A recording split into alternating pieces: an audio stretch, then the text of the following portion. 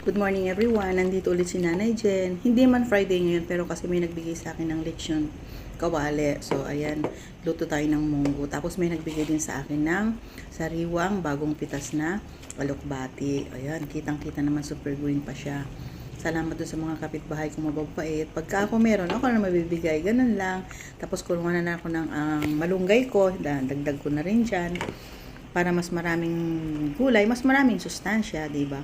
Ayan. Dinamihan ko ng konti yung sabaw niya kasi i-absorb pa naman ng gulay yan. Tapos nilagyan ko na rin ito ng konting pampaanghang na sili. Kagating ko na lang kapag kakain ako. Masarap kasi merong spicy habang kumakain ka. Pampagana.